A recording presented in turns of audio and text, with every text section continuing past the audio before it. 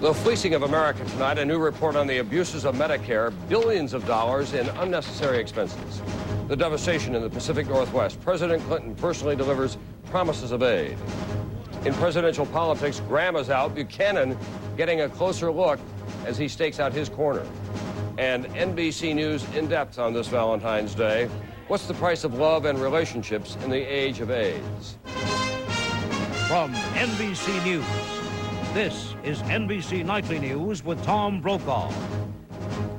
Good evening. Medicare and fraud. Tonight there's a stunning report on how Medicare, one of the most important and generous programs in this country, turns out to be easy pickings for hospitals, doctors, and healthcare suppliers. This year, as congressional Republicans and the White House are arguing about who's the real champion of Medicare, it is clear that while those political feuds are underway, Medicare is being ripped off. Massive fraud. Today, a health industry executive went behind a shield to testify on Capitol Hill that Medicare fraud is widespread, especially when it comes to experimental medical devices. And as we learned from NBC's Roger O'Neill tonight, the system is practically custom built for fraud. The fleecing of America. Thousands of Medicare bills are being paid every day that should not be. For taxpayers, it's a tremendous waste. According to a new government study, as much as $2 million a day. Who's to blame? The General Accounting Office. The GAO says it's sloppy management by the federal agency in charge of Medicare. This is one of the big granddaddies of fleecing of America. Republican Christopher Shays of Connecticut. What has to be done, Congressman, to stop it? It's a simple solution. When the bill comes in, you have a pre-screen, and the pre-screen knocks out all the absurd cases of the sprained ankle where you're doing a chest x-ray. We think we save anywhere from $200 to $500 million just by having this screening process in place. The abuse is in the numbers, which the GAO says are too high. Last year, there were 9 million echocardiograms billed to Medicare. Pictures of aging hearts cost $851 million. There were 14 million eye exams for such things as cataracts, cost $686 million. And there were an astounding 34 million chest x-rays for a myriad of old age problems that cost Medicare $500 million. The GAO says the three procedures are widely overused. The government audit of just a few thousand claims found 5% inaccurate. If they had been checked for medical necessity, more than $113 million in claims would have been rejected. The money saved. The Federal Healthcare Financing Administration, HCFA, is supposed to be Medicare's watchdog, but it farms out to 29 private contractors around the country, mostly insurance companies, the job of paying what's called Medicare Part B claims.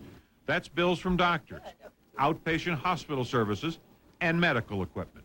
The GAO blames the Medicare waste on the lack of a national strategy from Washington to screen out bad claims. We don't believe that adopting GAO's recommendations would save money net. It's not rational to apply a single automatic cookie cutter to every claim everywhere in the United States. But that's what the biggest private insurance companies in the nation are doing.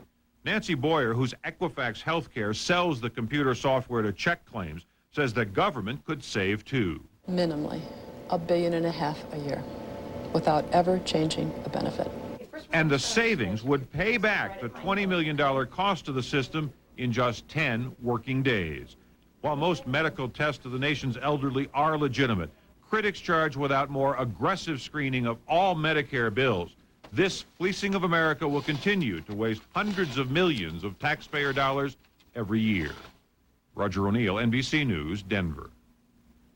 Still to come here on NBC Nightly News tonight, romance in the age of AIDS. You need to protect yourself from sexually transmitted diseases, including HIV and AIDS.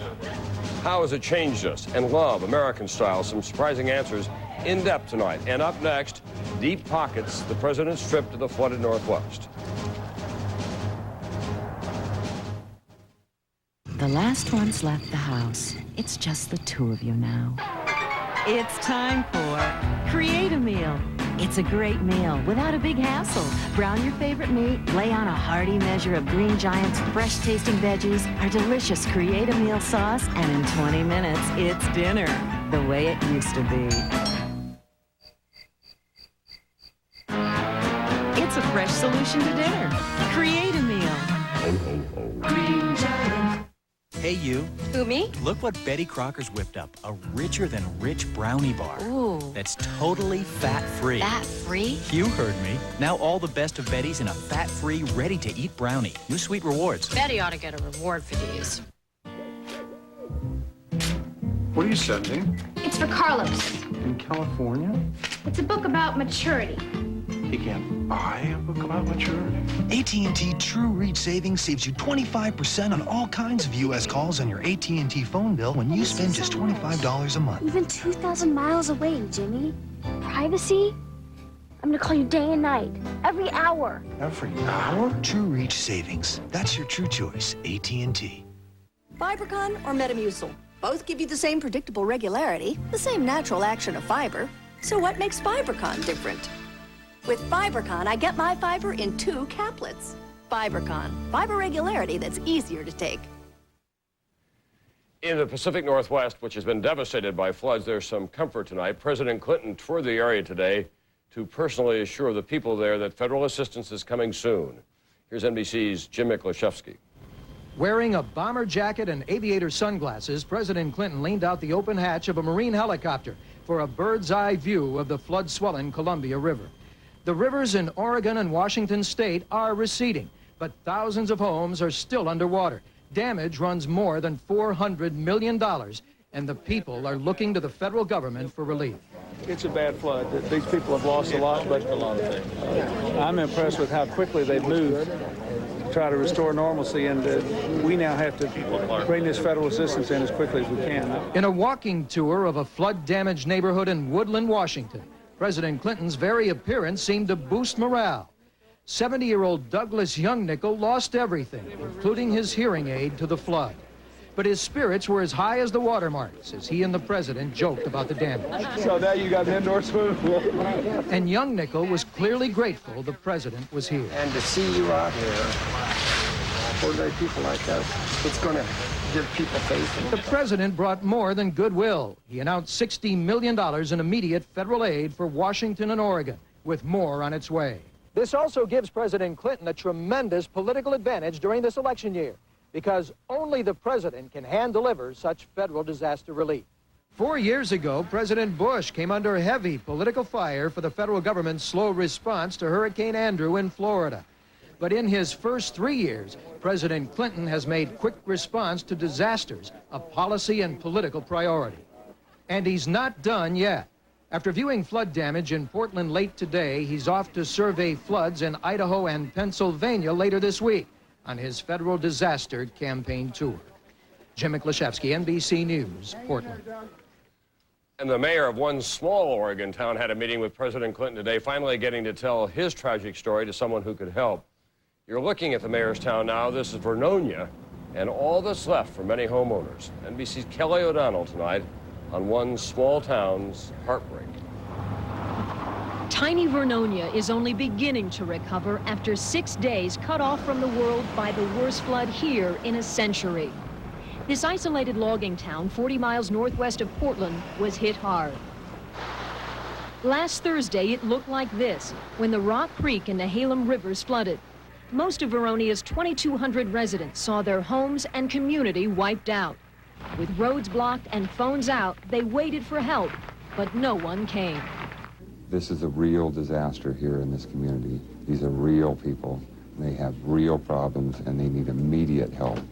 FEMA, the Federal Emergency Management Agency, arrived in Portland last week, but did not show up in Vernonia until this afternoon. That was frustrating, knowing that other people in the Portland metro area were getting help, and we were like, forgot. The mayor says there's been no response from the state, county, or National Guard. 6 days after the flood, this town is still on its own. With no help to get the debris out, people brought their ruined furniture, appliances, and possessions here to what was an empty lot. Seeing this is one measure of how much Vernonia's lost. The town's only drugstore will never reopen. The high school was under 5 feet of water. The gym floor, the pride of this timber town, can't be salvaged. Classes won't restart for at least a month. People here take care of each other. Volunteers have served 1,500 meals each day for the past week. Both restaurants in town are shut down. There wasn't anybody else to feed these people. We had to be here to feed them. 80% of Vernonians work in the timber industry. Many won't return to their jobs for weeks or months because the flood washed out dozens of roads necessary for logging. Vernonia's small-town spirit carried it through a week of disaster. Now they're ready for government to step in and help them fully recover. Kelly O'Donnell, NBC News, Vernonia, Oregon. Wall Street finally hit a bump today after 7 straight highs. The Dow dropped in heavy trading. The NASDAQ was up, however, but just a fraction, trading there also heavy today. A big blow to the global communications business today. A Chinese rocket carrying a communications satellite blew up seconds after liftoff in southwestern China. The satellite was supposed to provide direct-to-home television service for Latin America. When NBC Nightly News continues, Cupid's arrow in the 90s. Why these are the years of loving dangerously. As sure as the sun will rise across America, the families that travel will have one common need: to be safe. That's why so many American families put their trust in Buick LeSabre. In fact, they've made LeSabre the best-selling full-size car in America 4 years in a row. Buick LeSabre, the American family car. When Marilyn Monroe sauntered into a room, we became glamorous. And we fell in love with her. It must have been true love, because we'll never forget her. AMC, American Movie Classics, where the stars touch you. It's a great time to be silver, because you're over 50 and you haven't lost your edge. Now there's a Centrum made just for you. Centrum Silver, for your changing nutritional needs. Centrum Silver, it's a great time to be silver. I'm on the road all season. I don't eat right. Sometimes I get irregular. But I can't let it slow me down, because if I miss a call, I will hear about it. I didn't want to use a harsh chemical laxative. They can hit you suddenly. No time out for that. So I take Metamucil. Metamucil is natural fiber. It works with my body so I can get regular, stay regular, lets me keep focused on the game. So I never miss a call, in my opinion. Metamucil, the natural choice for regularity. NBC News in depth tonight. Valentine's Day, but this is not about hearts and flowers and Johnny Mathis songs. Today celebrates all the comforting old cliches about love, but romance in the 90s runs headlong into the very modern fear of AIDS.